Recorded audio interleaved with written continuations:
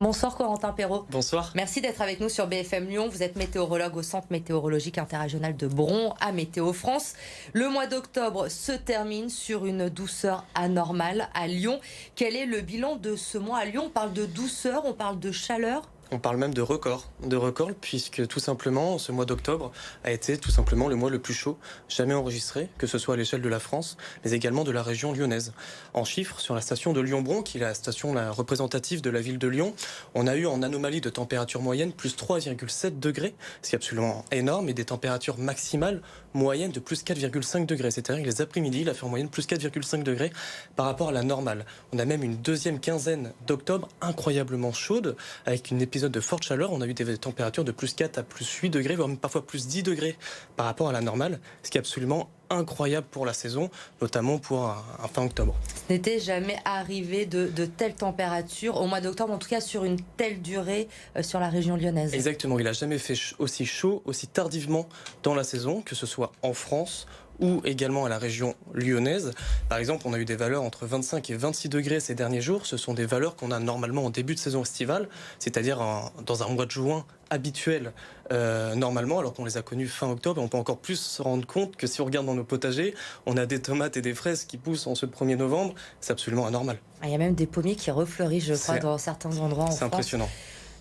Mais on ne parle pas pour autant d'été indien en France, c'est ça? C'est pas un été indien qu'on a vécu, non? Non, absolument. En fait, on parle de température. Nous, après, pour parler d'été indien, il faut également des précipitations. C'est un marqueur classique. Alors, on a connu quand même un déficit de pluviométrique, notamment sur la station de Lyon, autour de Lyon-Bron, puisqu'on a un déficit. Il est tombé seulement 42% d'un mois d'octobre classique, ce qui est quand même très déficitaire. Classiquement, en chiffres, il tombait que 41,4 mm pour 99,8 pour la normale, ce qui amplifie la sécheresse météorologique qu'on a depuis le début de l'année et qui donc également la sécheresse des sols, qui on a connu record cet été, est reparti un peu à la hausse avec une humidification des sols pour septembre, mais par contre, en cette fin octobre et début novembre, on repart sur des sols extrêmement secs sur la région.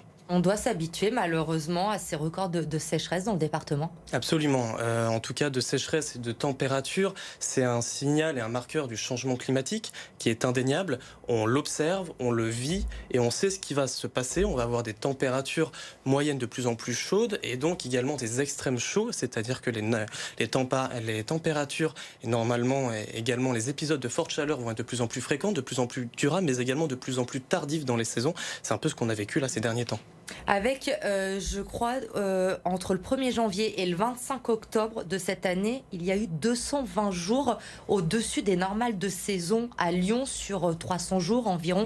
C'est du jamais vu, j'imagine, un tel nombre de jours avec des températures aussi élevées. C'est impressionnant, en effet. Pour le moment, c'est du jamais vu. Après, on va voir comment se situe cette fin du mois. Il nous reste 2 mois à vivre. Est-ce que cette année 2022 va être la plus chaude? À l'échelle de la France, ça serait potentiellement pour le moment bien parti, mais il nous reste encore 2 mois à vivre. Sur Lyon aussi, on est à la limite des records, donc on va voir durant ces 2 mois. Mais pour le moment, on a quand même depuis le 1er janvier une année extrêmement chaude et avec une sécheresse météorologique assez impressionnante depuis le début de l'année, absolument. Qui vous inquiète, vous, en tant que météorologue? Oui, c'est pas normal. En effet, on est habitué à ce que la météorologie n'est jamais normale, mais là, on arrive à des excès, que ce soit pluviométrique en termes de déficit et de température.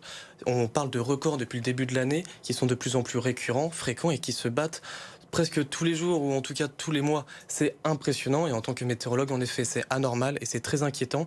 Mais en tout cas, si ça permet de se rendre compte du changement climatique que nous vivons et que nous allons vivre et qui va s'intensifier dans les prochaines années, ça peut être pas mal. Il reste 2 mois avant la fin de l'année, vous l'avez dit. Les températures, on le voit, sont en train de baisser doucement dans le département depuis le début de la semaine.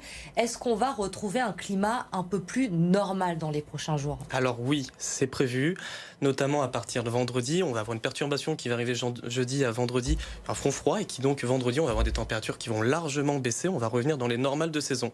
Les sensations vont être fraîches. Très fraîche, on va pas se le cacher, on va avoir entre 6 et 7 degrés le matin, 11 et 12 degrés l'après-midi, donc par rapport à aujourd'hui et ces dernières semaines, ça va être... On va perdre une dizaine de degrés. Exactement, absolument, mais il va falloir se dire qu'on est dans les normales, c'est-à-dire que c'est normal pour la saison et que on va pas trop se plaindre quand même parce que c'est les normales. Après, par contre, on partirait potentiellement dès la semaine prochaine de nouveau sur un flux sud et des températures au-dessus, voire parfois très au-dessus des normales, ce qui est encore plus inquiétant pour la suite.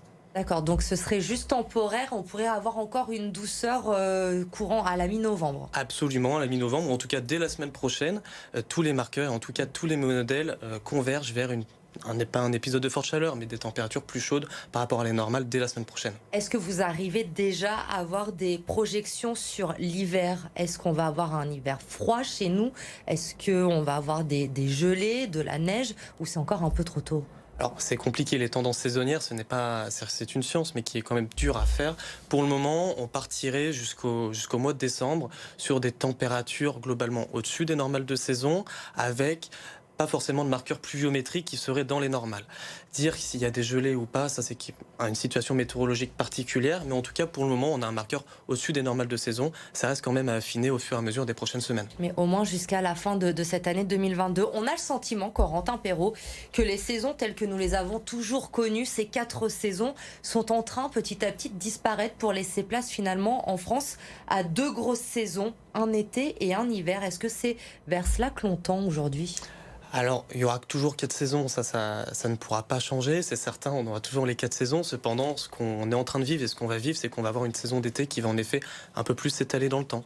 On va avoir des épisodes de forte chaleur de plus en plus précoces, mais également de plus en plus tardives. Après, ça est ponctuellement, en effet, on a eu des épisodes de forte chaleur, mais c'est pas impossible que ça puisse s'étendre et que les hivers, on va avoir des épisodes, en tout cas de froid, de moins en moins intenses et notamment de moins en moins fréquents. Mais ça n'empêche qu'on pourra avoir ponctuellement de la neige par-ci par-là et avoir des épisodes de froid et également de neige par moment en hiver. Ça ne changera pas et on les aura toujours. On constate évidemment chaque année ce dérèglement climatique. On se souvient, au mois d'avril, chez nous, il y a eu des gelées, il a fait très froid, on a été un petit peu surpris. On voit un peu partout des épisodes météo de plus en plus violents, des inondations, de la grêle parfois, énormément de dégâts. Est-ce que dans notre région, nous sommes exposés à ces événements météo violents? Est-ce qu'il faut qu'on se méfie dans les années qui viennent de ces phénomènes-là chez nous? Alors, on a le changement climatique qui est indéniable et ça, il a lieu partout sur la planète. Et en effet, on a des conséquences un peu plus spécifiques, notamment sur la France. Sur le fait des épisodes de grêle, ça correspond vraiment à une situation météorologique donnée, ponctuelle. Après, en effet, le fait que la température moyenne augmente, on va avoir la capacité totale de la vapeur d'eau, c'est-à-dire de notre colonne d'eau qui va pouvoir engranger encore plus de vapeur d'eau, ce qui fait que lorsqu'on aura un orage ou des épisodes de forte pluie, on aura potentiellement plus de pluie à craindre. Mais en effet, en tout cas, on a des épisodes, des phénomènes météorologiques marquants à craindre au fur et à mesure des années, et en tout cas déjà qu'on les vit depuis ces dernières années. Si on ne fait rien, des étés à plus de 40 degrés à Lyon, comme le prévoient certains prévisionnistes d'ici 2050, ça pourrait devenir la norme ? La norme, je ne sais pas, mais c'est possible. C'est pas impossible. On a en effet le climat de température qui augmente. On a déjà là le climat de température de Montélimar d'il y a 30 ans sur Lyon. C'est assez impressionnant. Ce Montélimar a également le climat un peu plus au sud. C'est-à-dire que ce climat de température augmente. On pourrait même s'attendre dans les scénarios pessimistes à un climat de température. Alors je parle juste de température, pas de précipitation, au niveau d'Alger sur Lyon. Donc en effet, c'est pas impossible que dans les futures années à venir, on ait des températures supérieures ou en tout cas atteignables les 40 degrés. Tout est possible. Maintenant, dans ce changement climatique, malheureusement, tout est possible et tout est atteignable. C'est ça qui fait encore plus peur. Est-ce que nos organismes ils sont capables de s'adapter à ces changements climatiques ? Nous, en tout cas, on essaye, on est obligé. Finalement, on prend toutes les précautions. Quand il y a des épisodes de vigilance, Météo France diffuse des conseils pour la population, notamment pour la canicule, de bien s'hydrater, de prendre soin des personnes critiques de son entourage. Donc, malheureusement, on n'a pas le choix. Après, c'est aux différents organismes de santé à s'adapter et à chacun de faire au mieux. Dans tous les cas, nous n'allons pas pouvoir faire tout de suite quelque chose contre le climat. Il faut, dans ces cas-là, arrêter d'émettre les gaz à effet de serre. C'est ça le principal problème du changement climatique. C'était ma dernière question justement. Aujourd'hui, que pouvons-nous faire pour arrêter ce réchauffement climatique et voir chaque année les températures moyennes qui ne cessent d'augmenter ? Alors pour le moment, on a un temps d'inertie. C'est-à-dire que si tout le monde arrête d'émettre pour le moment des gaz à effet de serre, on va avoir 20 à 30 ans encore d'inertie que la Terre va continuer à se réchauffer. Mais par contre, l'avenir se joue pas seulement dans 30 ans, dans 100 ans et également pour les prochaines générations. Donc il faut limiter au maximum le développement des gaz à effet de serre qu'on rejette dans l'atmosphère. Il faut les limiter au mieux, que ce soit individuellement, collectivement, par de gros organismes. Mais en tout cas, il faut faire au mieux et il faut limiter ce gaz à effet de serre et essayer d'avoir la neutralité carbone, c'est-à-dire émettre autant de carbone que la Terre en absorbe. Merci Corentin Perrault d'avoir répondu à Avec nos plaisir. questions. Ce soir, donc, le mois d'octobre le plus chaud à Lyon jamais enregistré. Merci à vous d'avoir répondu à nos questions.